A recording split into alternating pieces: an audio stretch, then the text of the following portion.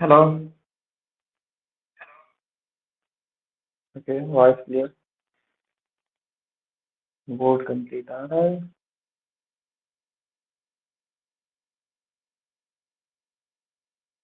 8:31 class.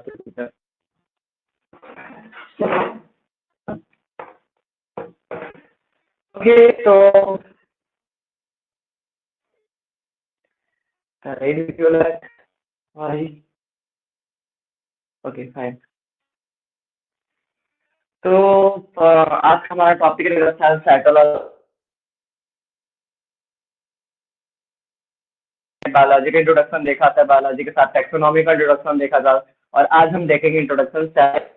हम complete है, but हम सेल साइकोलॉजी के बारे में पढ़ेंगे, ठीक है।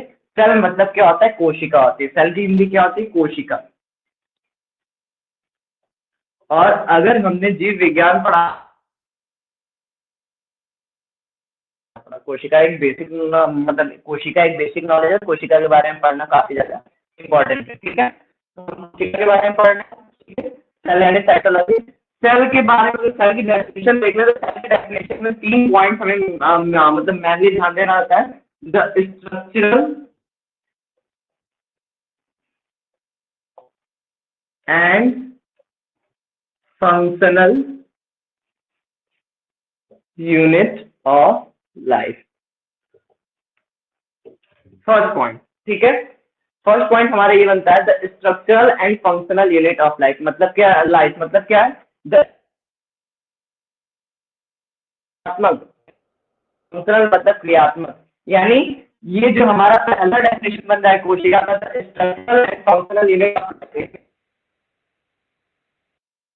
से छोटी संरचनात्मक और क्रियात्मक मौलिक इकाई मानी जाती है। Structural and functional unit of life means कोशिका जीवन की संरचनात्मक एवं क्रियात्मक मौलिक इकाई मानी जाती है, ठीक है। पहला पॉइंट हमारे ये मिलता है कोशिका की परिभाषा में, क्या? The structural and functional unit of life. Structural मतलब संरचनात्मक एंड फंक्शनल मतलब क्रियात्मक। कोशिका जीवन की संरचनात्मक एवं क्रियात्मक मौलिक इकाई है, ठीक है। और इसका जो दूसरा पॉइंट मिलता है वो हमें मिलता है surrounded by differentially permeable membrane. मतलब ये विशिष्ट पारगम्य कला से घिरी रहती है, ठीक है। Surrounded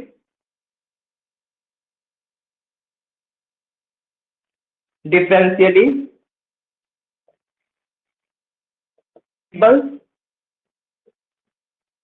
membrane, okay. मतलब क्या है? ये विशिष्ट पारगम्य झिल्लियों से घिरी रहती है, ठीक है। इसका एक ये पॉइंट मिल रहा है, surrounded by differentially permeable membrane. मतलब ये विशिष्ट पारगम्य झिल्लियों से घिरी रहती है। थर्ड, मतलब इसके डेफिनेशन में जो हम थर्ड पॉइंट लेंगे, इसमें ये हम इसको लेते हैं एबिलिटी ऑफ सेल्फ रिप्रोडक्शन की। कोशिका के पास योग्यता होती है, एबिलिटी होती है, योग्यता होती है ऑफ सेल्फ रिप्रोडक्शन, ठीक है। इन हिंदी स्वतः प्रजनन, ठीक है। तो कोशिका में ये जो 3 पॉइंट थे, मेजर पॉइंट थे कोशिका की परिभाषा है। पहला पॉइंट क्या है? The structural and functional unit of life means कोशिका जो है जीवन की सबसे मतलब क्रियात्मक एवं संरचनात्मक मौलिक इकाई है। दूसरा पॉइंट क्या है? Surrounded by differentially permeable membrane की कोशिका विभिन्न, मतलब विभिन्न विशिष्ट पारगम्य झिल्लियों द्वारा घिरी रहती है, परिभाषा के दूसरे पॉइंट में आता है। तीसरा पॉइंट हमें क्या मिलता है कोशिका के बारे में?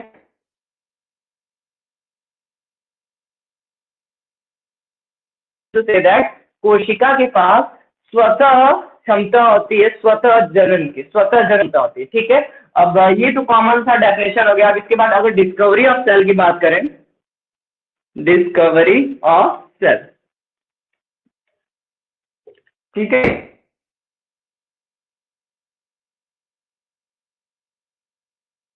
लैटिन वर्ड सेल्यूलोज से आया है, सेल्यूलोसा, ठीक है।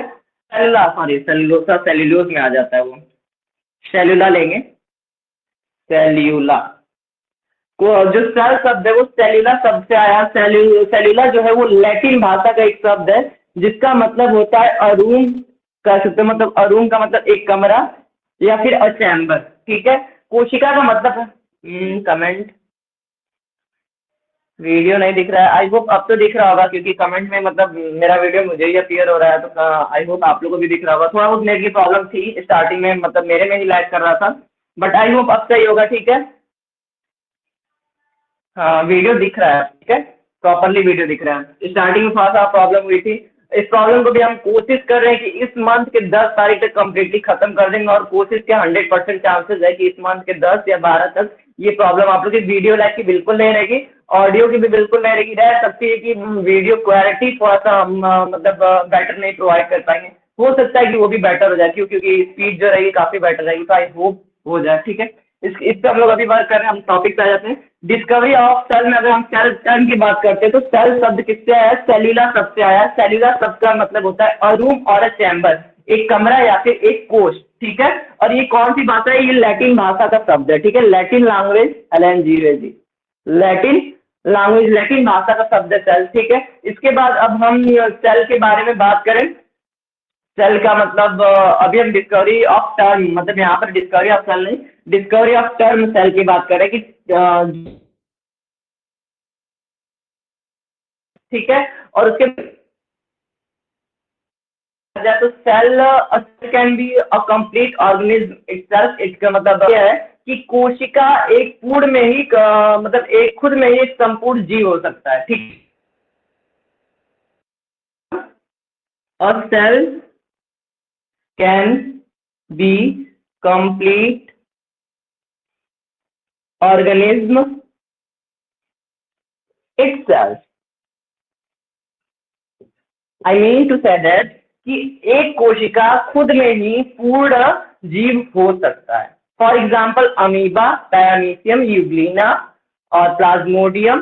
ठीक है, युग और प्लाज्मोडियम के साथ बैक्टीरिया आ जाएगा, क्लाइमेडोमोनास आ जाएगा, वायरस आ जाएगा। Means a cell can be complete organism itself. Virus को हम नहीं लेते हैं, क्योंकि वायरस एक्सेप्शन में आता है, सेल की थ्योरी को फॉलो नहीं करता है। For example virus is living and as well as dead. It means to say that virus जो है वो जीवित की तरफ भी व्यवहार करता है और मृत की तरफ भी व्यवहार करता है, तो इसलिए वायरस को हम लोग एक्सेप्शंस में रख देते हैं। सेल थ्योरी के भी बहुत से एक्सेप्शंस है, बहुत से अपवाद है। ठीक है, बट यहाँ पर एक जो हमको पॉइंट मिल रहा है वो क्या मिल रहा है? A cell can be complete organism itself. एक कोशिका खुद में ही पूर्ण जीव हो सकता है। ठीक है, एक ये पॉइंट मिल रहा है। इसके बाद हम आएंगे डिस्कवरी ऑफ सेल। अभी तक डिस्कवरी ऑफ टर्म सेल चल रहा था कि सेल के टर्म के बारे में क्या था, सेल के मतलब एक और पॉइंट मिल गया, उसको बता दिए। ठीक है, अब हम यहाँ पर पढ़ेंगे discovery of cell. Discovery of cell लगभग सबको पता है। ठीक है, डिस्कवरी ऑफ मतलब स्टडी ऑफ सेल तो साइटोलॉजी करते हैं, डिस्कवरी ऑफ सेल में सबको पता है, लगभग हर एक को पता है कि सेल की खोज किसने की थी? रॉबर्ट हुक, सन 1665। ठीक है, कोशिका के बारे में, सेल के बारे में लगभग ये पॉइंट सबको पता है कि कोशिका की खोज रॉबर्ट हुक ने सन 1665 में की थी। कहाँ की थी? अकॉर्ड मतलब एक लकड़ी के गुटके में की थी, लकड़ी के टुकड़े में की थी। और उन्होंने कैसा स्ट्रक्चर देखा था? अ हनी कॉम्ब लाइक स्ट्रक्चर, अ हनी कॉम्ब लाइक स्ट्रक्चर। अगर इसमें थोड़ा सा और लिख दें तो हेक्सागोनल। ठीक है, अब इसको थोड़ा सा एक्सप्लेन कर दिया जाए तो कोशिका की खोज सर्वप्रथम रॉबर्ट हुक ने सन 1665 में की थी। इसकी कहानी हम लगभग हर जगह बताते हैं, तो इसी कहानी का मतलब ये है कि एक साइंटिस्ट, पहले के टाइम में 1665 की बात है, उस टाइम इतने मतलब ऐसे school level, college level, PhD level या फिर ऐसे कई लेवल्स नहीं बने थे साइंटिस्ट बनने के लिए। उस वक्त साइंटिस्टों का सम्मेलन होता था। फॉर एग्जाम्पल क्लास 10th में एक स्टोरी है इंग्लिश में रिचर्ड ए ब्राइट की, उसमें भी बताया गया है कि साइंटिस्टों का क्या होता था, सम्मेलन। ठीक है, सॉरी,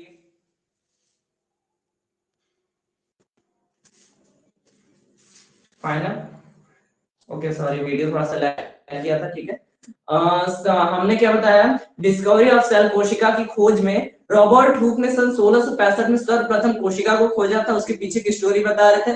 तो पहले के टाइम में साइंटिस्टों का सम्मेलन लगता था, जब साइंटिस्टों का सम्मेलन लगता था तो उसमें रॉबर्ट हुक ने क्या किया था? अपना एक सिंपल सा साइंस एग्जीबिशन या फिर कह सकते हैं साइंस प्रोजेक्ट रिप्रेजेंट किया था, दूसरों के सामने प्रस्तुत किया था, साइंटिस्टों के सामने।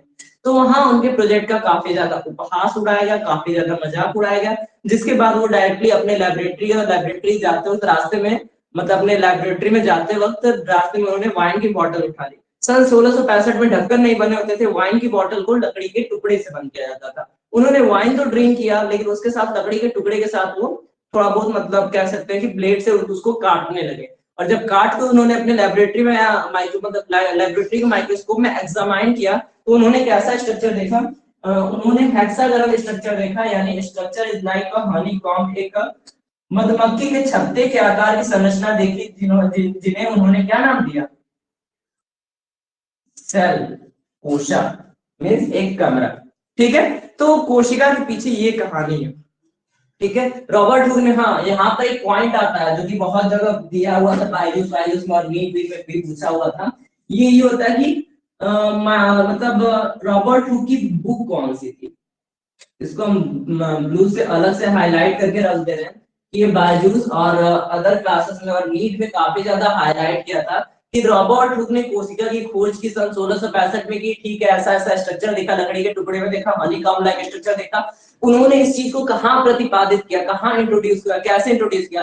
तो रॉबर्ट हुक की एक बुक थी, इसको नोट डाउन कर लीजिएगा आप लोग, माइक्रोग्राफिया, MICROGRAPHIA। ये आपको बायजूस के भी जनरल क्लासेस मतलब अलाइन के चैप्टर 8 को अगर बायजूस के अकॉर्डिंग पढ़ रहे हैं तो उसमें भी मिलेगा। और जनरली नीट के अगर कोई मतलब प्रीवियस ईयर मतलब चैप्टर वाइज अगर सॉल्व पेपर देखते हैं कि इसी चैप्टर से कौन कौन से क्वेश्चन मिले थे, तो सेल चैप्टर में आपको एक ये भी क्वेश्चन मिलेगा कि रॉबर्ट हुक ने सन 1665 में अपनी किस बुक में सबसे पहले ये पब्लिश किया था कि सेल खोजा गया है। ठीक है, और सेल के बारे में, तो उनकी बुक का नाम क्या था, माइक्रोग्राफिया था। ठीक है, तो ये सारा हो गया सेल के बारे में। उसके बाद एक और बोर्ड कम्प्लीटली भर चुका है, किधर पॉइंट डाल के लिख देते हैं। ठीक है, लिविंग सेल को सबसे पहले किसने देखा था, एंटनी वैन लीeuwenhoek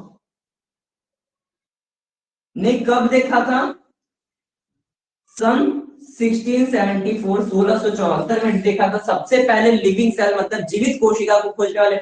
मतलब जो रॉबर्ट हुक ने देखा था वो किस में देखा था, वो लकड़ी के टुकड़े में देखा था। मतलब लकड़ी को काटा था, लकड़ी का टुकड़ा लिया था, लकड़ी के टुकड़े को जब माइक्रोस्कोप में एग्जामाइन किया था तो वो लकड़ी का टुकड़ा है, डेड सेल है, डेड सेल को देखा था सबसे पहले रॉबर्ट हुक ने। लिविंग सेल किसने देखा था, मतलब यूग्लिना, पैरामीशियम, अमीबा जैसे माइक्रो ऑर्गेनिज्म को किसने देखा था, एंटनी वैन लीeuwenhoek ने देखा था। कब देखा था, सन 1674 में देखा था। और इसके साथ एंटनी वैन लीeuwenhoek के साथ मतलब एंटनी वैन लीeuwenhoek के बारे में जानते हैं तो ही is the father of bacteriology, bacteriology के जनक है। ठीक है, उसके साथ साथ ही is the father of microbiology, इसको हमने पहले की क्लास में बताया था। ठीक है,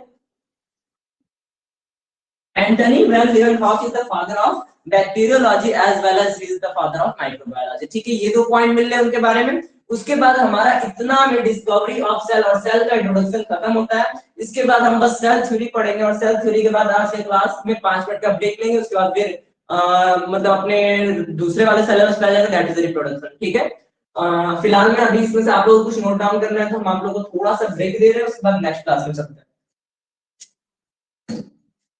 next topic cell theory.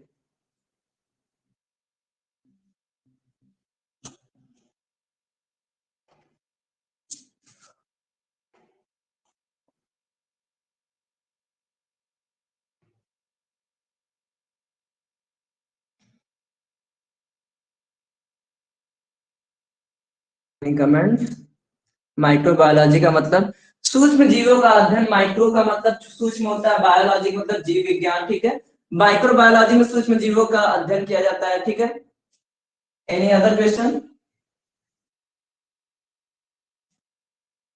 Bacteriology मतलब जीवाणु के बारे में अध्ययन होता है, माइक्रोबायोलॉजी मतलब सूक्ष्म जीवों का अध्ययन होता है। ओके, तो आप लोग का कोई क्वेश्चन नहीं है, आप लोग को जितना कुछ नोट डाउन करना था उसके लिए ब्लैंक स्पेस पूरा छोड़ा गया है। ठीक है, अभी हम इसको मिटा देते हैं। अब आते हैं अपने नेक्स्ट टॉपिक पे, that is the cell theory. ठीक है, इसको कंप्लीटली हम मिटा रहे हैं।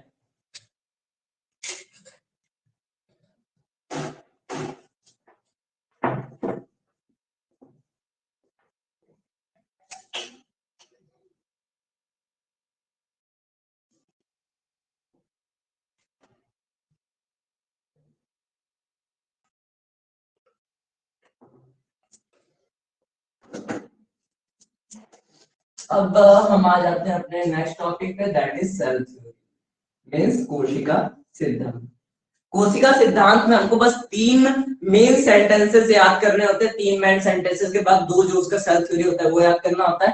फर्स्ट इज हमें सन का ज्यादा कंफ्यूजन नहीं होता, सन में 2 साइंटिस्ट लोग, एक लोग 1838 में बताए थे कुछ और एक लोग 1839 में बताए थे कुछ, ठीक है। और उसके साथ एक और थे, उन्होंने कब बताया था, 1855 में बताया था, ठीक है। सेल थ्योरी में हमें 3 स्टेटमेंट्स नोट करने होते हैं। मैथियस लाइडेन जो थे उन्होंने 1838 में बताया था, और थियोडर स्वान जो है उन्होंने 1839 में बताया था। उसके साथ रुडोल्फ विर्चो है, उन्होंने अपना स्टेटमेंट सन 1855 में बताया था, ठीक है। अकॉर्डिंग टू एनसीईआरटी क्लास 11 चल रही है थ्योरी लेके। 1838 में किन्होंने बताया था,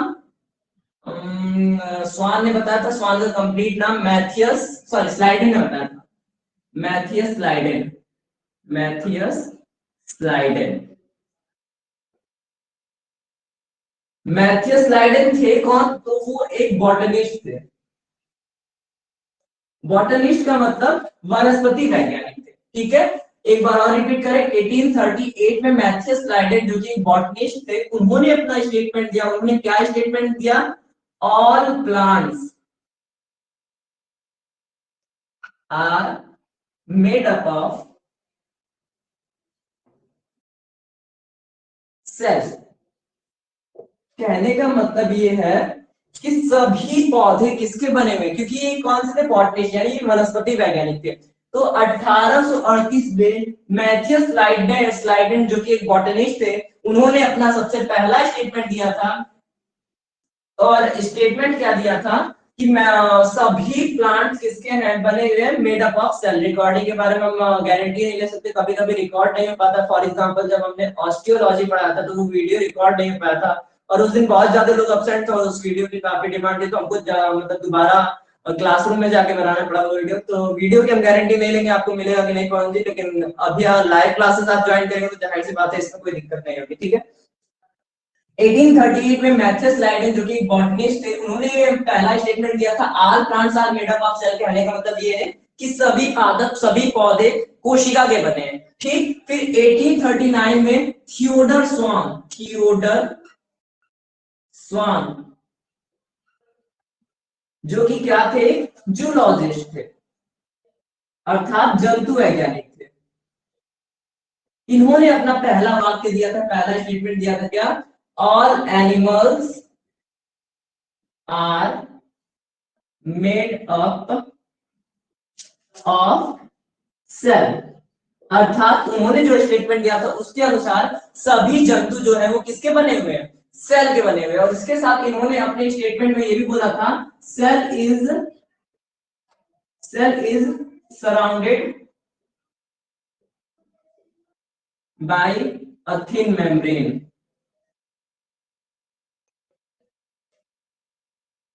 ठीक है, इस स्टेटमेंट को हम लोग जनरली नहीं लेते हैं क्योंकि स्लाइडन और स्वान का नाम किसमें आता है, सेल थ्योरी में आता है, ठीक है, कोशिका सिद्धांत में आता है। तो इसलिए हम लोग इस स्टेटमेंट को ज्यादातर बहुत जगह नहीं लिखा रहता है, लेकिन उन्होंने दोनों स्टेटमेंट दिया था।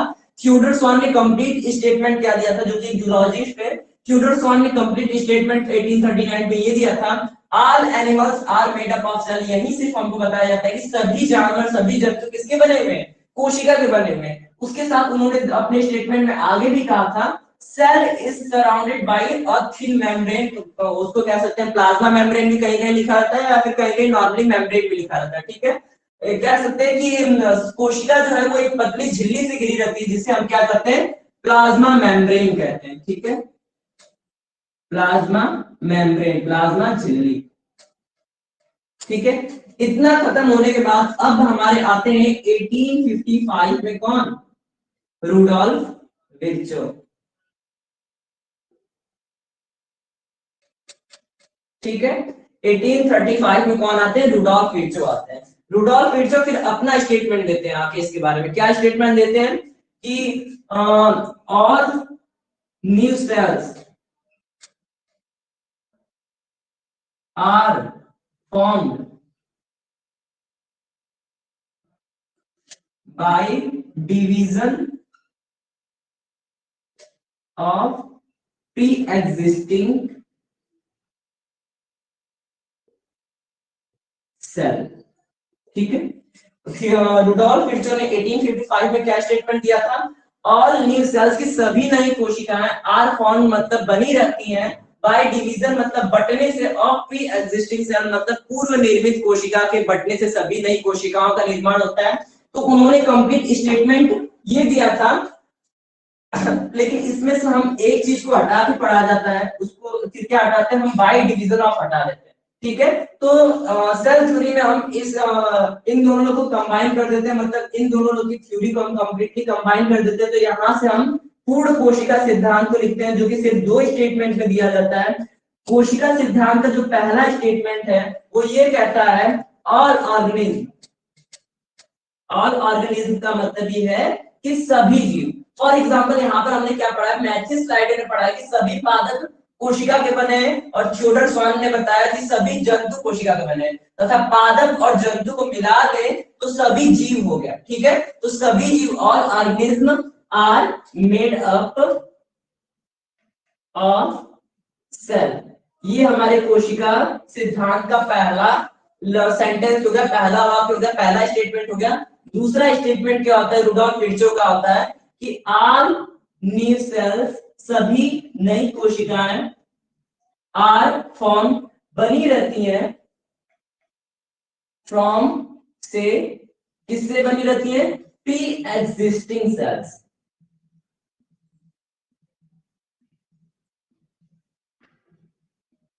ठीक है, तो ये हमारा दो सेंटेंस का कोशिका सिद्धांत बनता है, 2 सेंटेंस का हमारा सेल थ्योरी बनता है। पहला सेंटेंस क्या है? All organism are made up of cell, कि सभी कोशिकाएं मतलब सभी जीव कोशिकाओं के बने होते हैं। दूसरा सेंटेंस क्या बोलता है? All new cells are form with pre existing cells, कि सभी नई कोशिकाएं पूर्व निर्मित कोशिकाओं के साथ बनी रहती है। इसमें से रुडोल्फ विर्चो का जो ये स्टेटमेंट था, ये नीट में एक बार जरूर पूछा था। ठीक है, इन दोनों स्टेटमेंट से हम गारंटी ले लेते हैं, क्योंकि चैप्टर वाइज हम नीट के क्वेश्चन देखते हैं, तो चैप्टर वाइज नीट के क्वेश्चंस में हमें ये मिला था कि रुडोल्फ विर्चो ने क्या स्टेटमेंट दिया था, ये पूछा था नीट में। और ऑप्शन में मतलब ऑप्शनल तो काफी लंबे लंबे उसके ऑप्शंस होते हैं, 2-3 वर्ड्स मतलब 2 सेंटेंसेस को कंबाइन करके 4 ऑप्शन दिए होते हैं, जिसमें से सही स्टेटमेंट यही था कि all new cells are formed with pre existing cells. ठीक है, तो ये नीट का प्रीवियस ईयर के क्वेश्चन में था। हम चैप्टर वाइज क्वेश्चन देखते हैं, तो उसके अकॉर्डिंग हम मार्क कर लेते हैं कि कौन से नीट के क्वेश्चन से कौन नहीं है, तो इसलिए हम काफी ज्यादा हाईलाइट करके बताते हैं कि नीट के क्वेश्चन। फॉर एग्जांपल कल का जो था उसको हमने आज फिर से देखा, आज फिर हमको कॉम्पिटिटिव एग्जाम में सबसे ज्यादा पूछे जाने वाले क्वेश्चन लगा था कि रिप्रोडक्शन का मेन मोटो क्या होता है, रिप्रोडक्शन का मेन उद्देश्य क्या होता है? तो यही होता है continuity and existence of species, की जातियों की निरंतरता और मतलब एग्जिस्टिंग मतलब अस्तित्व को बनाए रखने के लिए रिप्रोडक्शन जनन महत्वपूर्ण है, यही एक उसका मेन मोटो था। तो ठीक इसी तरह इसमें सेल थ्योरी में भी कोशिका सिद्धांत में भी क्या है? 2 सेंटेंसेस है। पहला सेंटेंस है all organism are made up of cell, सभी कोशिका मतलब सभी जीव कोशिका के बने होते हैं। दूसरा सेंटेंस क्या है? ऑल न्यू सेल्स, की सभी नई कोशिकाएं आर फॉर्म मतलब बनी होती हैं फ्रॉम प्री एग्जिस्टिंग सेल्स, सभी नई कोशिकाएं पूर्व निर्मित कोशिका से बनी होती हैं। देखिए फर्स्ट वाले में 1838 है मैथ्स लाइडेन, सेकंड वाले में 1839 है थियोडर स्वान, और थर्ड वाले में 1855 है रुडोल्फ विर्चो। ठीक है, सॉरी अगर हमारे मुंह से कुछ उल्टा निकल गया होगा, मतलब यार अगर गलत हो गया होगा तो ठीक है। फर्स्ट वाले में 1838 है, सेकंड वाले में 1839 है, थर्ड वाले में 1855 है।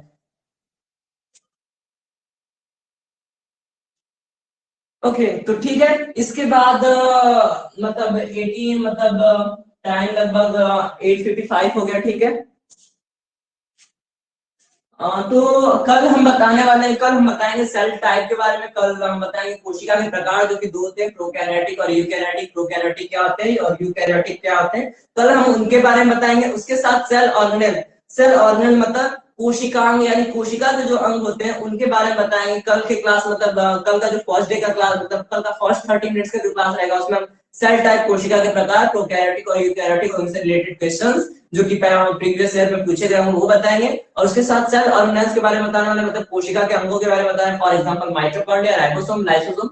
ईआर मतलब एंडोप्लाज्मिक रेटिकुलम, जो कि 2 टाइप के होते हैं, एसईआर, आरईआर। ठीक है, और उसके साथ साइटोप्लाज्मिक मेम्ब्रेन और सेल वॉल या फिर सेल मेम्ब्रेन, जो भी टॉपिक होगा सेल ऑर्गेनेल के बारे में, क्योंकि सेल ऑर्गेनेल बहुत लंबा टॉपिक है, सेल के लगभग 9 से 10 ऑर्गन मतलब ऑर्गेनेल्स के बारे में हमें पढ़ने होते हैं, तो कल देखेंगे 3 से 4 कवर करेंगे, फिर नेक्स्ट डे 3 से 4 कवर करेंगे, ठीक है। और आई होप यहाँ पर मतलब नॉर्मल लोकल एरिया में जो भी यूपी के लोग हैं उनका कल स्कूल की छुट्टी है, तो कल क्लास बेटरली चला जाएगा। कल हमारे भी मतलब हॉलीडे रहेगा, आज एग्जाम था, काफी लेट हो गया आने में, ठीक है। नोटिस नहीं बना, डायरेक्टली मैसेज भेजे थे। तो बस आज की क्लास में इतना ही है, उसके बाद फिर हम 5 मिनट का ब्रेक लेंगे, उसके बाद कल मतलब नेक्स्ट 30 मिनट से क्लास लिया जाएगा, ठीक है। तो 5 मिनट में आप लोग का वीडियो ऑफ रहेगा, आप लोग का कोई कमेंट है, कोई क्वेश्चन है तो आप लोग अभी पूछ लीजिए, उसके बाद 5 मिनट तक वीडियो ऑफ रहेगा, माइक ऑफ रहेगा, उसके बाद फिर दोबारा हम क्लास चलाएंगे 9:02 या 9:03 पे, ठीक है। ओके, वीडियो चालू छोड़ रहे हैं थोड़ी देर, कोई कमेंट हो तो बताइएगा, कोई क्वेश्चन हो तो वो भी बताइएगा। उसके बाद अभी हम वीडियो और माइक ऑफ कर देंगे, 5 मिनट का ब्रेक रहेगा। टाइम हो रहा है 8:56 और मतलब 8:57, 9:02 या 9:03 पे हम क्लास को ऑन करेंगे।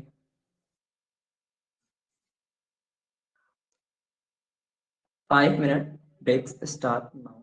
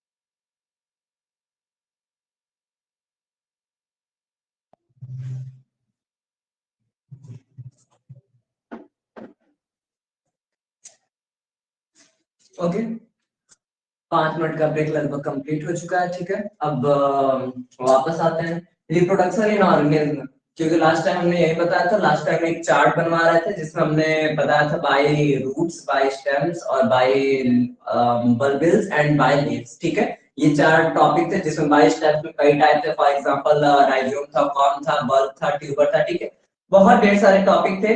तो उनके लिए हमने सोचा था कि मतलब आप लोग को इतना लंबा चौड़ा चार्ट बनाए, इससे अच्छा हम क्या करें कि हमने आपको उसका फिगर ही क्या किया था, व्हाट्सएप पे भेज दिया था कि आप लोग उसके थ्रू लिख लेंगे। उतना लंबा चार्ट यहाँ बोर्ड पे बनवाने का मतलब टाइम वेस्टिंग, उसको बनवाया नहीं जब। ठीक है, टाइम में वो हो रहा था। तो आज हम मतलब जनरली शुरू करते हैं। ठीक है,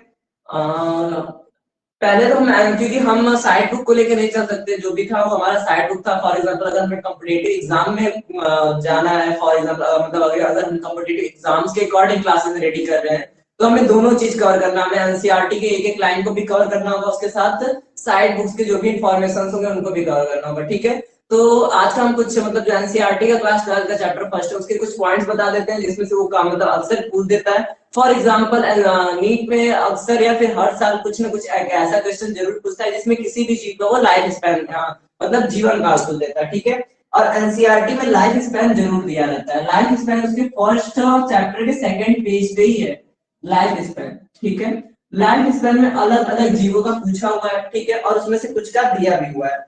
तो हम यहाँ पर लगभग मतलब 15 जीवों के बारे में उसमें पूछा है, 15 जीवों का नाम भी दिया हुआ है। तो हम क्या कर रहे हैं 15 ऑर्गेनिज्म का मतलब 15 एनिमल्स एंड प्लांट्स का मिला के हम क्या करते हैं नाम लिखते हैं, उनका लाइफ स्पैन लिख देते हैं। आप लोग नोट डाउन कर लीजिएगा, क्योंकि उनसे नीट के क्वेश्चन अक्सर पूछ सकते हैं। एनसीईआरटी का कोई भी पॉइंट नीट में उठा सकता है। ठीक है, एलिफेंट का लाइफ स्पैन कितना होता है 60 टू 90 इयर्स। अगर आप गूगल करेंगे तो शायद आपको 70 इयर्स मिले। That is the census of कह सकते हैं वो जो है गूगल का सेंसस है। बट हमको किसके अकॉर्डिंग बताना है आंसर, हमको एनसीईआरटी के अकॉर्डिंग आंसर बताना है। अगर आप लोग का वीडियो फंस रहा होगा या फिर आवाज नहीं आ रही है क्लियरली तो आप लोग कमेंट कर दीजिएगा, क्योंकि मेरा वीडियो लैग कर रहा है। ठीक है, डॉग की बात करें तो एनसीईआरटी के अकॉर्डिंग डॉग का जो लाइफ स्पैन होता है वो होता है 20 टू 30 इयर्स। और डॉग के बाद अगर हम बटरफ्लाई की बात करते हैं तो बटरफ्लाई का 1 टू 2 वीक्स लिया जाता है। मतलब बटरफ्लाई बस 1 से 2 हफ्ते तक जिंदा रहती है, उसके बाद तितली मर जाती है बेचारी, उसको खाना पीना नहीं मिलता होगा। Crow life span 1 to 2 weeks का होता है। क्रो की बात करें तो क्रो 20 टू 25 इयर्स मतलब क्रो का लाइफ स्पैन 20 टू 25 इयर्स होता है। ठीक है, क्रो के बाद एक क्रोकोडाइल का लेते तो क्रोकोडाइल का 60 इयर्स होता है।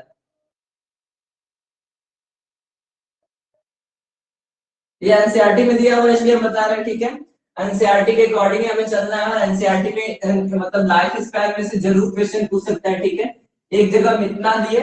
अब इसके बाद हम मतलब एनसीईआरटी के जो सेकंड पेज पे दिया हुआ है पैरट का ही पूछा है। पैरट का लाइफ स्पैन लगभग 140 इयर्स का होता है। दैट इज अ काफी मतलब that is a wonderful thing. मुझे भी थोड़ा सा आश्चर्य हुआ था कि तोते का 140 साल। ठीक है, काव का 15 इयर्स दिया हुआ था। काव में हमको थोड़ा सा अभी तक डाउट है, हम इसको क्लियर नहीं कर रहे, लेकिन 15 इयर्स ही लाइफ स्पैन हमें अकॉर्डिंग टू मी होता है। ठीक है, उसके बाद हॉर्स की बात करें तो हॉर्स का 20 to 25 years life span, 20 to 25 years.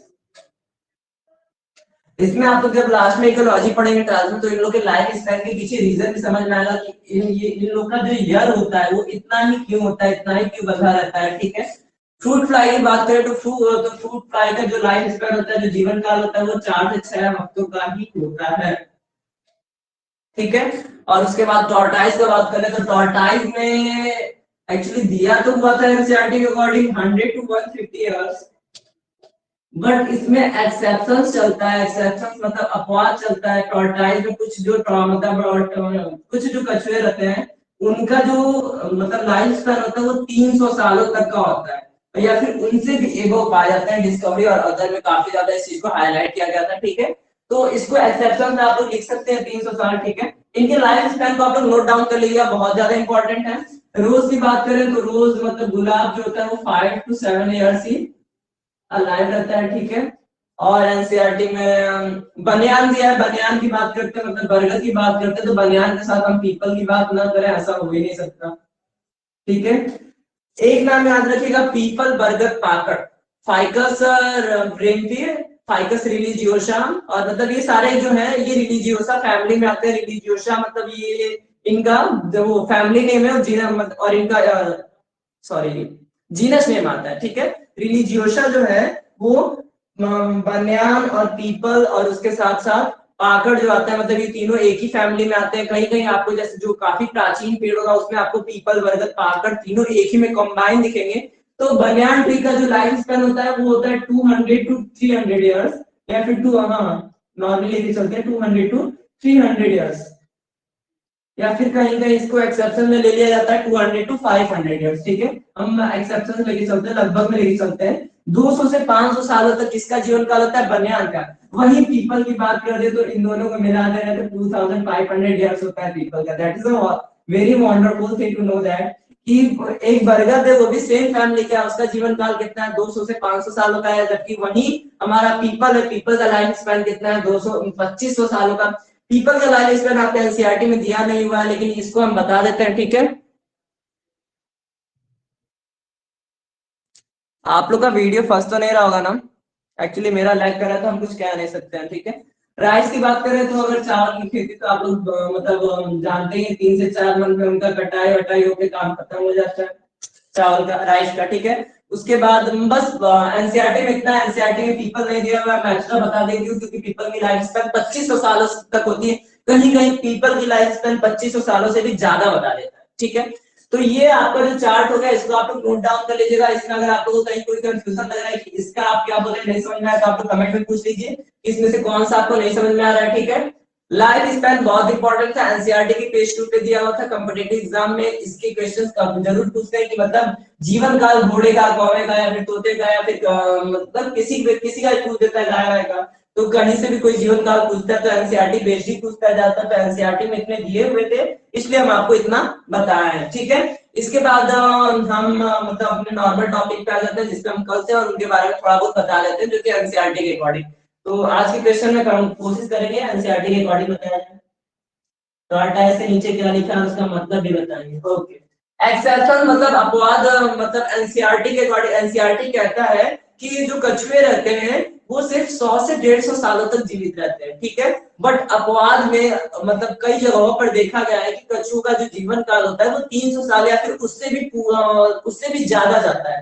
तो इसमें हमने एक्सेप्शन रखा है। एक्सेप्शन मतलब अपवाद होता है कि 300 सालों तक जो कछुआ जीवित रहता है वो उसका अपवाद है, ठीक है। एनी अदर क्वेश्चन अगर आप लोगों में से और कुछ किसी को नहीं समझ में आ रहा तो पूछ सकते हैं।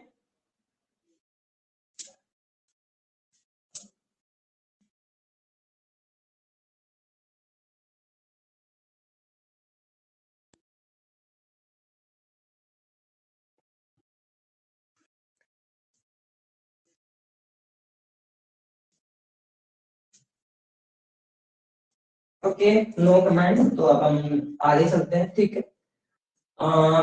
आगे में क्योंकि हमने कल जो बताया था वो साइड बुक के अकॉर्डिंग बताया था नॉलेज के, क्योंकि वो उसमें से भी ज्यादातर क्वेश्चन एनसीईआरटी में रहते हैं और आज हम एनसीईआरटी का भी कुछ पॉइंट्स उठाएंगे, ठीक है। हम दोनों को साथ में लेके चलेंगे।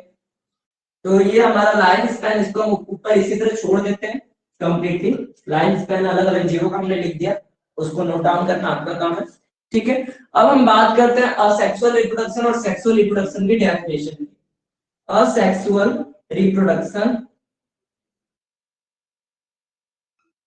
और एक तरफ रहेगा हमारा सेक्सुअल रिप्रोडक्शन।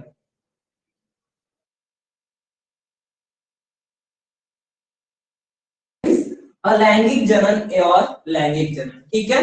अगर हम अलैंगिक जनन की परिभाषा की बात करते हैं और लैंगिक जनन की परिभाषा की बात करते हैं तो जनन का मुख्य उद्देश्य क्या होता है ये हमने कल बताया था, ठीक है। जनन का मुख्य उद्देश्य क्या होता है कि अपने ही समान संतति को उत्पन्न करना, क्यों, जाति की निरंतरता एवं अस्तित्व को बनाए रखने। इसके मतलब जनन क्यों महत्वपूर्ण है या फिर जनन के जो 5-6 फैक्ट थे उसके बारे में हमने कल लिखवाया था जो कि काफी महत्वपूर्ण थे और जिसमें से लास्ट वाला फैक्ट काफी ज्यादा महत्वपूर्ण था, ठीक है। इसके बाद अगर हम मतलब अलैंगिक जनन और लैंगिक जनन की परिभाषा की बात करें, सेक्सुअल रिप्रोडक्शन और सेक्सुअल रिप्रोडक्शन की डेफिनेशन की बात करते हैं तो अलैंगिक जनन का मतलब क्या होता है, when single parent produce offspring with gamete और विदाउट अ गैमेट, ठीक है। इसका मतलब क्या है कि वे सिंगल पेरेंट, जब मतलब इसमें नर तथा मादा की आवश्यकता नहीं, इसमें सिंगल पेरेंट रहेगा, इसमें सिंगल जनन रहेगा, ठीक है। इन हिंदी जब एकल जनक अपने युग्मक का निर्माण करके या बिना युग्मक के ही अपने ही समान संतति अपनी संतति को उत्पन्न करने की मतलब क्षमता रखता हो, तो वैसे टाइप की जो जनन होते हैं, वैसे जो जनन होते हैं उनको क्या कहते हैं? अलैंगिक जनन। एक बार और, व्हेन सिंगल पेरेंट, जब एकल मतलब एकल जनक, ठीक है, पेरेंट को जनक लेंगे, व्हेन सिंगल पेरेंट, जब एकल जनक प्रोड्यूस ऑफस्प्रिंग, संतति उत्पन्न करते हैं, विथ गैमेट, युग्मक से, और विदाउट अ गैमेट, बिना युग्मक के, ठीक है। जब एकल जनक अपनी संतति को उत्पन्न करता है, वो युग्मक के साथ करता है या फिर बिना युग्मक के करता है, ठीक है, तो उस विधि को क्या कहा जाता है? असेक्सुअल रिप्रोडक्शन कहा जाता है, अलैंगिक जनन कहा जाता है। मतलब इसमें नर तथा मादा सम्मिलित नहीं होंगे, ठीक है। तो ये तो हमारा एनसीईआरटी के अकॉर्डिंग डेफिनेशन हो गया। अगर साइड बुक के अकॉर्डिंग डेफिनेशन देखें तो साइड बुक में इसमें हमें क्या देखना होता है? एडवांटेजेस देखने होते हैं और डिसएडवांटेजेस देखने होते हैं कि एकल जनन के एकल जनक के मतलब सॉरी अलैंगिक जनन के फायदे क्या है और नुकसान क्या है। तो एक बस हम ज्यादा आपको पॉइंट नहीं बताएंगे, सिर्फ एक ही पॉइंट बता देते हैं, अलैंगिक जनन के फायदे और नुकसान है, ठीक है। टाइम इसमें तो पता ही नहीं रहा। ओके 9:14 15 मिनट हो चुके हैं। असेक्सुअल रिप्रोडक्शन और सेक्सुअल रिप्रोडक्शन के डेफिनेशन के बारे में बता दें तो असेक्सुअल रिप्रोडक्शन में हमारा डेफिनेशन आता है, मतलब डेफिनेशन तो बता दें, इनमें मतलब फायदा और नुकसान के बारे में बता दें तो असेक्सुअल रिप्रोडक्शन का फर्स्ट बेनिफिट है, जो एडवांटेज है वो ये है कि इन असेक्सुअल रिप्रोडक्शन अलैंगिक जनन में मतलब a single parent can form a new offspring, मतलब इसमें नर तथा मादा की आवश्यकता नहीं, दो पेरेंट्स की आवश्यकता नहीं, कि मतलब ऐसा नहीं कि नर है तो उसको मादा को ढूंढना पड़ेगा, मादा है तो उसको नर को ढूंढना पड़ेगा, या फिर एनी टाइप ऑफ रिप्रोडक्शन मतलब फ्यूजन मेथड्स, किसी प्रकार के मतलब फ्यूजन मतलब मिलन के मेथड्स को अपनाना पड़ेगा, ठीक है। ऐसे किसी भी जरूरत नहीं थी, एकल जनक खुद में ही पूर्ण होता है, ये इसका पहला बेनिफिट है। बेनिफिट के साथ नुकसान क्या होता है कि एक ही पीढ़ी की निरंतरता बनी रहती है, अगर एक पीढ़ी को कोई रोग हो गया तो वो निरंतर उसके आने वाली पीढ़ियों में बना रहेगा, ठीक है। हमने एक एडवांटेज बताया और एक डिसएडवांटेज बताया, एक बार और हम एडवांटेज और डिसएडवांटेज को रिपीट कर रहे हैं, ठीक है।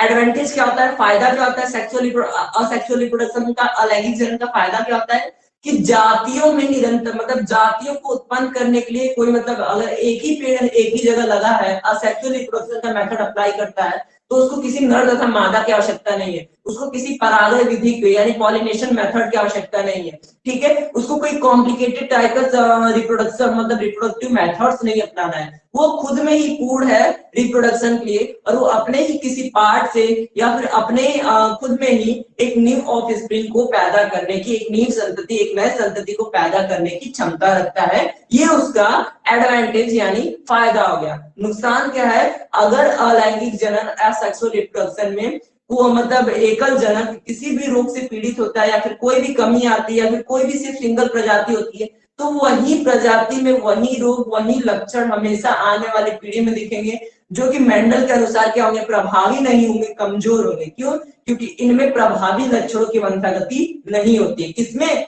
असेक्सुअल रिप्रोडक्शन में, ठीक है। तो इस बात का हमें ध्यान देना होता है, ये उसका एडवांटेज और डिसएडवांटेज हो गया, ठीक है। एडवांटेज और डिसएडवांटेज में आपको कोई कंफ्यूजन आई होप अब नहीं होगा। अब हम बात कर लेते हैं सेक्सुअल रिप्रोडक्शन यानी लैंगिक जनन की। तो लैंगिक जनन में क्या होता है, when male and female gamete fuse together in the मतलब to form a offspring that is called as sexual reproduction। सीधी सीधी बात है, नर तथा मादा युग्मकों के मिलन से जो संतति उत्पन्न होती है, उसी मतलब इस संतति के उत्पन्न होने की विधि को हम क्या कहते हैं, सेक्सुअल रिप्रोडक्शन करते हैं। एक बार और बता दें, when male and female gamete fuse together to form a new offspring, मतलब जब नर तथा मादा अपने युग्मकों का सम्मेलन करते हैं, अपने युग्मकों का मिलन करवाते हैं to form a new offspring, अपनी नई संतति को उत्पन्न करने के लिए, या फिर अपनी नई संतति को किस फॉर्म में, बीजाणुज के रूप में, या फिर नई संतति के एग मतलब वो एग को कह सकते हैं अंडज के रूप में, या फिर डायरेक्ट नई संतति को जो कहे विविपोरस ओविपोरस, ठीक है, अंडजनक तथा मतलब संतति जनक, मतलब अंडजनक संतति जनक दोनों में नर तथा मादा युग्मक सम्मिलित होते हैं। तो यदि वो ऐसी विधि को अपनाते हैं तो वो क्या होता है, सेक्सुअल रिप्रोडक्शन होता है, ठीक है। तो अब अगर इसकी बात कर लें मतलब सेक्सुअल रिप्रोडक्शन की डेफिनेशन तो क्लियर हो गई, when male and female gamete fuse together to form a new offspring that is called as sexual reproduction।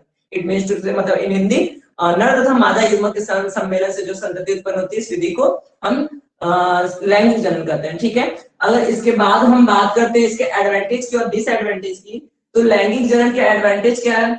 Advantage ये है कि always dominant character will be, यहाँ पर सीधा मेंडल का मतलब एडवांटेज में हम सीधा मेंडल का मेन वही उठा लेते हैं, नियम ही उठा लेते हैं, क्या कि when male and female gamete are fused together, जब नर तथा मादा संतान युग्मक को मिलाया जाता है तो जो संतति जो न्यू ऑफस्प्रिंग प्रोड्यूस होता है that will be dominant at the mother and the father. वो क्या होता है? मदर और फादर से डोमिनेंट होगा, मतलब वो अपनी माता पिता से प्रभावशाली होगा, ये मेंडल का नियम कहता है और ये हर जगह अप्लाइड होता है, ठीक है। तो सेक्सुअल रिप्रोडक्शन का पहला फायदा हो गया।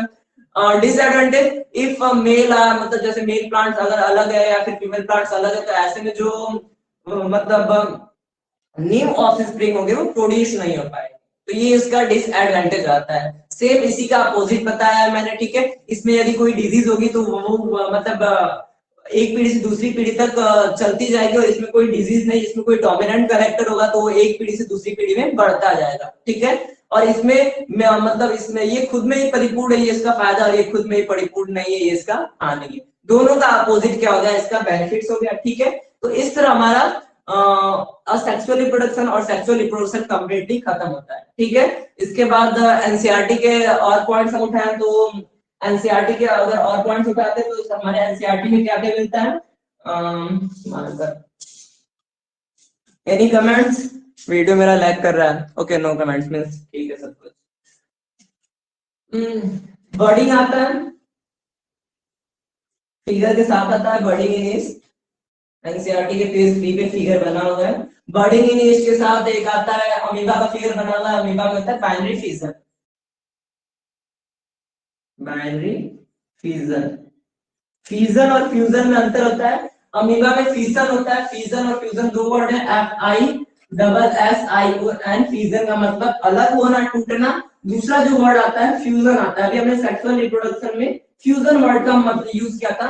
फ्यूजन का मतलब होता है मिलना, ठीक है। जब मेल और फीमेल गैमेट मिलते हैं तो सेक्सुअल रिप्रोडक्शन का पार्ट आता है, ठीक है, तो उसमें फ्यूजन वर्ड यूज करते हैं। और अमीबा में क्या यूज कर रहे हैं? बाइनरी फिजन वर्ड यूज कर रहे हैं, फिजन का मतलब होता है टूटना या अलग होना, ठीक है, binary fission in amoeba.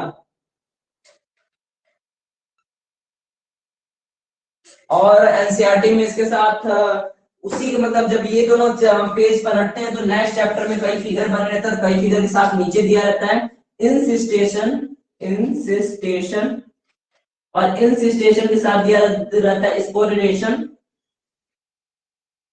And स्यूडोस्पोर्स। तो इंसिस्टेशन जो है ये आप लोग के लिए काफी नया पॉइंट होगा और इसके बारे में जानना काफी इंपॉर्टेंट है। और इंसिस्टेशन आपको हम बता दें कंप्लीटली नीट में पूछा हुआ है एक ये वर्ड, ठीक है। इससे पहले भी हमने जाना था, ये पढ़ाया था, उसमें हमने ये बताया था कि इंसिस्टेशन काफी इंपॉर्टेंट पॉइंट है और ये पहले के एग्जाम में पूछा हुआ है, ठीक है। अब इन सबको कंप्लीटली हम एक्सप्लेन कर देते हैं, ठीक है। वीडियो मेरा लैग कर रहा है, इसमें नहीं लैग कर रहा है तो अच्छी बात है, आप लोगों के कोई कमेंट्स नहीं, ठीक है। तो अब हम इन सारे प्रोसेस को कंप्लीटली एक्सप्लेन करते हैं। बर्डिंग इन ईस्ट का मतलब क्या है? ईस्ट का मतलब होता है मतलब ईस्ट एक जीव,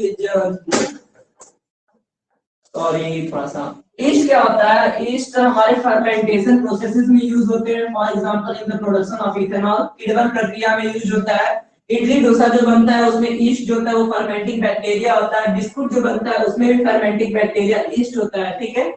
और ईस्ट की बात करें तो ईस्ट इथेनॉल प्रोडक्शन मतलब वाइन प्रोडक्शन में जो फ्रूट को सड़ाया जाता है, अर्थात फलों को सड़ा के जो प्रोड्यूस किया जाता है वाइन या फिर एनी टाइप्स ऑफ ड्रग्स, तो उसमें ईस्ट जो होता है वो मेन बैक्टीरिया माना जाता है, ठीक है। और ईस्ट का फिगर एनसीईआरटी बुक के अकॉर्डिंग एक ऐसे दिया हुआ है, उसके ऊपर एक ऐसा छोटा सा बनाया हुआ है, इसको जो दो पार्ट में डिवाइड किया हुआ है, ऊपर वाले को उसने बर्ड बता दिया, बर्ड मतलब कली बताया है, और इसको मेन पेरेंट यानी जनक बताया है।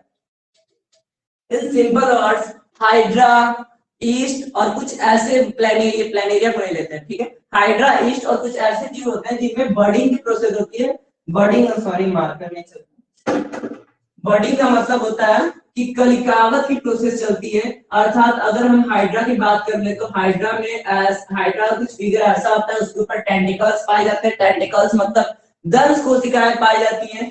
ये दंश कोशिकाएं से अपने भोजन का शिकार करता है, पकड़ता है तथा तैरने में मदद करता है, ठीक है। हाइड्रा काफी माइक्रो ऑर्गेनिज्म है तो इसका अफेक्ट अर्थात इसके जो विषैले दंश है इसका असर हम पे तो बिल्कुल नहीं होने वाला है, वो छोटे जानवरों पे होगा। For example amoeba, paramecium, euglena, plasmodium, इन सब जैसे जानवरों पर वो कंप्लीटली क्लाइमाइडोमोनास जैसे जानवरों पे अपनी दंश कोशिकाओं का असर मतलब माइक्रो ऑर्गेनिज्म सूक्ष्म जीवों पे पहुंचा सकता है। ठीक है, तो जब भोजन की अधिकता होता है या फिर जब सेल डिवीजन इसमें ज्यादा होता है तो यहाँ पर एक कली का निर्माण करता है। ठीक है, अब ये कली आगे चल के बड़ी होती जाती है और एक टाइम आता है कि जब बड़ी होके इसमें भी टेंटिकल्स बन जाते हैं और अमीबा जो होता है वो पानी में मूवमेंट दिखाता है। तो जब मूवमेंट करते हो ये ऑर्गन कंप्लीटली भारी होता है या फिर वजन के कारण या फिर किसी भी भौतिक स्थिति के कारण टूट के, फिजिकल कंडीशन के कारण टूट के गिर जाता है, तो ये अपना एक नया हाइड्रा बना लेता है। That process is called budding. ठीक है, कली का निर्माण हुआ, कली ग्रोथ किया, एक नए ऑर्गेनिज्म का निर्माण किया, किसी फिजिकल कंडीशन के कारण टूट के वो पेरेंट से अलग हो गया, that is called budding. Any confusion और एनी क्वेश्चन अगर आपको है तो आप लोग कमेंट कर सकते हैं। ठीक है, बडिंग का मतलब बता दिए। बडिंग हाइड्रा और ईस्ट दोनों में होता है। एनसीईआरटी में ये फिगर दिया होगा और ये जो हाइड्रा का एग्जांपल दे रहे हैं वो हम अपने अकॉर्डिंग दे रहे हैं। ओके, अब बाइनरी फिजन की बात कर ले तो बाइनरी फिजन में क्या होता है कि अमीबा दो टुकड़ों में बढ़ जाता है। इसके बारे में आपको मतलब मोस्टली बताएंगे उतने, इसमें ज्यादातर लोग 10 फेबो में, तो फिर ही बता देते हैं। अमीबा मतलब अमीबा की नो बॉडी, बॉडी के चारों ओर स्यूडोपोर्स। ठीक है, स्यूडोपोर्स मतलब प्रजनन, क्योंकि इंसिस्टेशन समझना है तो अमीबा का फिगर बनाना ही पड़ेगा।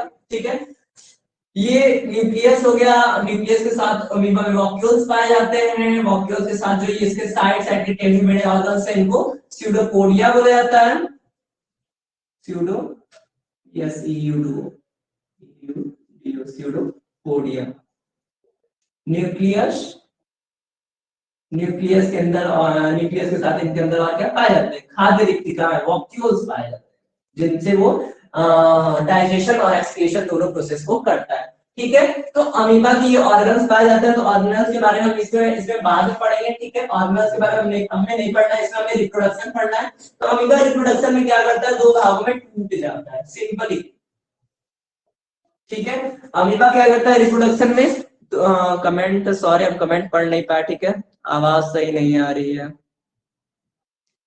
डोंट नो, क्योंकि मेरा वीडियो कंप्लीटली लैग कर चुका है। नेट की प्रॉब्लम है, नेट के प्रॉब्लम हमने बोला है कि अभी तो नहीं, कम से कम 10-12 तारीख तक सही कर पाएंगे। ठीक है, अमीबा कंप्लीटली दो भागों में टूट जाता है। यहाँ पर हमने अमीबा को दो भागों में तोड़ दिया, एक इधर आ गया और एक इधर आ गया, that process is called binary fission. Sorry हम आपको हिंदी नहीं बताए थे थोड़ा सा। बडिंग का मतलब होता है मुकुलन, मुकुलन या कली का निर्माण भी कहा जा सकता है बडिंग का, जो कि हमने ईस्ट और हाइड्रा में बताया था। और बाइनरी फिजन यानी अमीबा जो दो पार्ट में टूट रहा है, उसका जो न्यूक्लियस है वो दो भागों में बट जा रहा है, सिर्फ न्यूक्लियस को लेते हैं। ठीक है, न्यूक्लियस जो बाहर है वो दो भागों में बट के दो नए अमीबा को बना रहा है, इसको बोलते हैं द्विविखंडन, बाइनरी फिजन। ठीक है, ओके, नो अदर कमेंट्स। ठीक है, तो बाइनरी फिजन हो गया, यानी हमने बडिंग इन ईस्ट और हाइड्रा में पढ़ लिया, मुकुलन ईस्ट और हाइड्रा में पढ़ लिया, बाइनरी फिजन इन अमीबा, द्विविखंडन अमीबा में पढ़ लिया। अब हमें पढ़ना है इंसिस्टेशन, स्पॉलिनेशन एंड सूडोस्पोर्स के बारे में। ठीक है, इंसिस्टेशंस में हम पूरा क्लास लगभग ओवर ही कर देंगे। ठीक है, 9:36 हो गया है।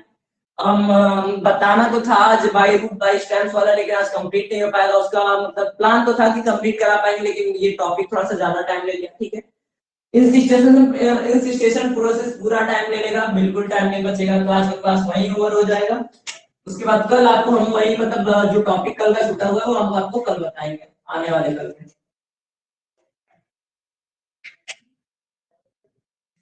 अब हम एक टॉपिक ले लेते हैं इंसिस्टेशन। इंसिस्टेशन इन हिंदी ऊटी भवन।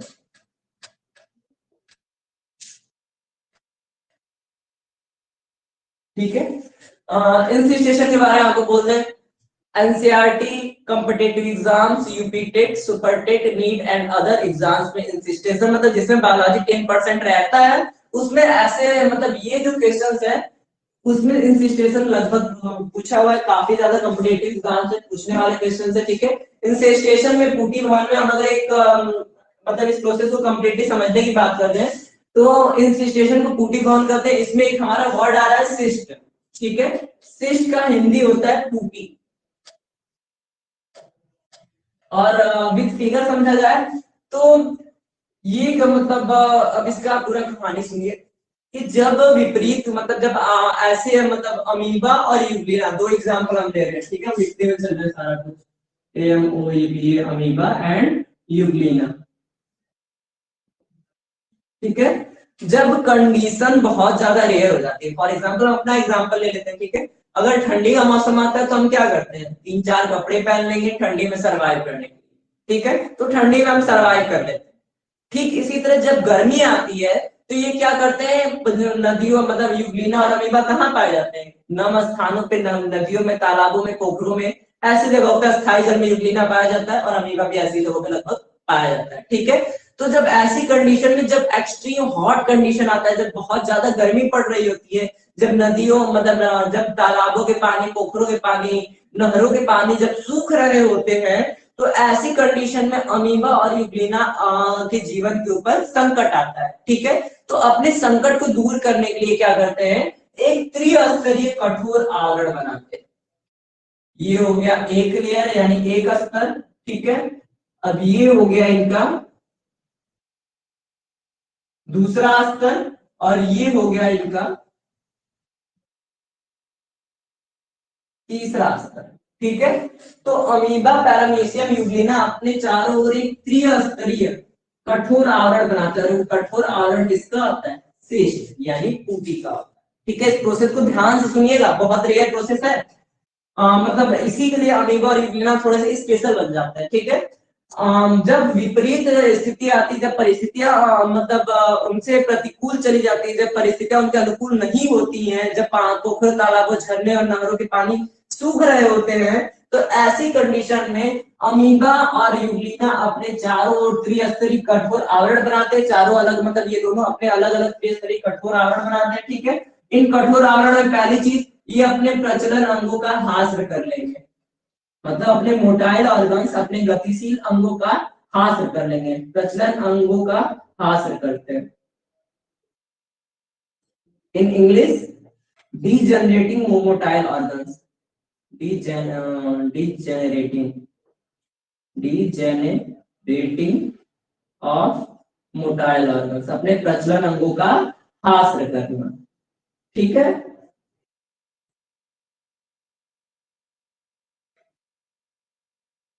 ये पॉइंट मिल गया, ठीक है। ये बात एकदम ध्यान देने वाली होती है कि अमीबा कैसे प्रसरण अंगों का हास्य करेगा। अमीबा का स्ट्रक्चर ये हो गया, ये न्यूक्लियस हो गया, तो अपने प्रसरण अंग, उसके प्रसरण अंग क्या है, जाहिर सी बात है स्यूडोपोड्स का शाखिका है, ठीक है। तो ये अपने इन्हीं अंगों का हास्य कर लेगा। तो ये न्यूक्लियस हो गया, न्यूक्लियस के चारों ओर एक पतली सी मतलब वॉल बन गई और इसके प्रसरण अंगों का हास्य हो गया। और अगर यूग्लिना की बात करें, यूग्लिना का स्ट्रक्चर कुछ कैसा होता है, ऐसा होता है, ठीक है। और यूग्लिना का डाइफ्लैजिलेटेड होता है, अर्थात उसमें द्विकशाभिकाएं पाई जाती है, दो कशाभ होते हैं। एक कशाभिका छोटी होती है तो वो हमें दिखती नहीं है, तो हमें लगता है कि मतलब यूग्लिना में सिर्फ एक ही कशाभिका है, लेकिन असल में यूग्लिना में कितनी कशाभिकाएं पाई जाती है, दो कशाभिकाएं पाई जाती है। यूग्लिना डाइफ्लैजिलेटेड होता है, ठीक है। तो यूग्लिना अपने फ्लैजिला का ही हास्य कर लेगा, ठीक है। तो इन दोनों में से हम किसी एक का एग्जाम्पल उठा लेते हैं, फॉर एग्जाम्पल हम यूग्लिना का एग्जाम्पल उठाते हैं। तो अब इसमें यूग्लिना आ गया, ठीक है। अब इसमें यूग्लिना के फ्लैजिला नहीं होंगे, क्यों नहीं होंगे फ्लैजिला, यूग्लिना की कशाभिकाएं नहीं होंगी, कशाभिका उसका प्रसरण अंग है। और शिष्ट का पहला पॉइंट यही है कि वो शिष्ट यानी अपने पूटी भवन यानी पूटी आवरण में जाते ही वो अपने प्रचलन अंगों का हास्य कर लेगा, डीजनरेटिंग ऑफ मोटाइल ऑर्गन्स, वो अंदर पहुंचते ही अपने प्रचलन अंगों को नष्ट कर देगा, ठीक है। तो ये हमारा यूग्लिना हो गया, यूग्लिना के बीच में हमने न्यूक्लियस बना दिया। अब ये अपने प्रचलन अंगों का हास्य कर लिया, टाइम ओवर जा रहा है, ठीक है। इस प्रोसेस को समझा के हम क्लास कंप्लीटली ओवर कर देंगे, ठीक है। तो अपने प्रचलन अंगों का हास्य करके इसमें क्या करता है, ये मतलब बहुविखंडन करता है, मल्टीप्लिकेशन करता है, ठीक है। बाइनरी फिजन, द्विविखंडन, बहुगुणन, मल्टीप्लिकेशन। तो मतलब यूग्लिना एक से किसमें कितने बटेगा, दो में बटेगा, ठीक है। दो यूग्लिना छोटे छोटे हमने बना दिए, 2 से 4 में बटेगा, 4 से 8, 8 से 16, 16 से 32 की संख्या तक जाके मतलब 16 और 32 की संख्या में ये जाके अपने मल्टीप्लिकेशन को रोक देते हैं और उसके बाद अनुकूल स्थितियों की प्रतीक्षा करते हैं, 4, 6 और हम 8 बनाते हैं, ठीक है, 16 नहीं बनाएंगे, ठीक है। तो अब ऐसी स्थिति बन गई, ये सारे यूग्लिना अपने चारों त्रिस्तरीय कठोर आवरण में शांति से पड़े हुए हैं, ठीक है। क्या अब ये किसका इंतजार कर रहे हैं, ये अपना इतने में इनका फूड सिस्टम सारा कुछ पड़ा हुआ है, उसी तरह ये अपने रेस्टिंग फेज में, ये किसका वेट कर रहे हैं, बारिश का वेट कर रहे हैं। जब बारिश होगी, नदी तालाब में दोबारा से पानी भरेगा, तो ये क्या करेंगे, सबसे पहले अपने त्रिस्तरीय कठोर आवरण जो कि शिस्ट का था, ट्रिपल लेयर का काफी हार्ड लेयर बना रहता है, ठीक है, उसको खत्म कर देंगे, उसको नष्ट कर देंगे, उसको समाप्त कर देंगे, ठीक है। उसको समाप्त करने के बाद दूसरा पॉइंट क्या, कि प्रजनन अंगों का ह्रास किए थे, जो अपने चलने वाले अंगों को उन्होंने मिटाया था, वो दोबारा से डाइप्रेग्नेटेड हो जाएंगे, अर्थात सभी अपने प्रजनन अंगों का निर्माण करके पानी में दोबारा से तैरने लगेंगे। That complete process is called encystation. ये संपूर्ण प्रक्रिया ये क्या कहलाती है, ऊटी भवन करती है, कहलाती है, ठीक। इसी के साथ आज का आप लोग का क्लास हम यहीं पर ओवर करते हैं। एक बार और यहाँ इंसिस्टेशन की कंप्लीट प्रोसेस को बता देते हैं, मतलब फिगर नहीं समझाने वाले, आप कंप्लीटली मुंह से बताने वाले, ठीक है। तो इंसिस्टेशन एक ऐसी विशिष्ट प्रक्रिया है जिसमें अमीबा तथा यूग्लिना जैसे कुछ जीव अपने मतलब आप अपने विपरीत स्थितियों में, जब स्थितियां उनके बहुत ज्यादा विपरीत चली जाती है, जब नदियों तालाबों का पानी सूखने लगता है, पोखरों का पानी सूखने लगता है, तो ऐसी कंडीशन में वो अपने चारों ओर एक तीन मतलब ट्रिपल लेयर, तीन स्तरों का एक कठोर आवरण बनाते हैं। वो आवरण किसका होता है, शिस्ट यानी ऊटी का होता है। अपने चारों ओर एक त्रिस्तरीय कठोर आवरण बनाते हैं और उस आवरण के अंदर अपने प्रजनन अंगों का ह्रास कर लेते हैं। इस पॉइंट को याद रखना होगा, ठीक है। अपने प्रजनन अंगों का ह्रास करके अंदर मतलब अपने त्रिस्तरीय कठोर आवरण के अंदर पहुंचने के बाद वो क्या करते हैं, मल्टीप्लिकेशन करते हैं, बहुगुणन करते हैं, अर्थात 1 से 2, 2 से 4, 4 से 8, 8 से 16 या फिर 32 तक की स्थिति में पहुंचने के बाद वो एक रेस्टिंग फेज में आराम कर रहे होते हैं और प्रतीक्षा कर रहे होते हैं कि कब बारिश होगी और कब दोबारा नदियों तालाबों पोखरों का पानी भरेगा। एक लिमिट के जाने के बाद वो भी मतलब कंप्लीटली मर जाएंगे, लेकिन जब तक वो अपने आप को बनाए रख सकते हैं तब तक वो प्रतीक्षा कर रहे होते हैं कि जब पानी दोबारा भरेगा नदियों पोखरों तालाब में, तो अपने त्रिस्तरीय कठोर आवरण को पुनः मिटा देंगे और मिटाने के बाद पुनः अपने प्रजनन अंगों, अपने मोटाइल ऑर्गन्स को मतलब बनाएंगे, फॉर्मेशन करेंगे और उसके बाद फिर पुनः वो नदियों तालाबों पानी में अपने जीवन को सर्वाइव करने लगेंगे। जीवन की ऐसी विशिष्ट प्रक्रिया को नाम दिया जाता है इंसिस्टेशन, जो कि कॉम्पिटिटिव एग्जाम में काफी ज्यादा हार्ड क्वेश्चन और पूछे जाना होता है, ठीक है। कल हम बात करेंगे स्पोर फॉर्मुलेशन या फिर स्पोर क्रिएशन के बारे में, और उसके बाद वेजिटेटिव रिप्रोडक्शन जिसमें हम by root, by stems, corm, bulbils और बाय मतलब जितने भी रनर है, सकर है, इन सब के बारे में हम लोग डिस्कशन करेंगे। इन सब के बारे में हम कल डिस्कशन करेंगे। आज का हम लोग का क्लास यही कंप्लीट होता है। तो that's all, thank you, have a nice day, nice day तो गुड नाइट, बाय।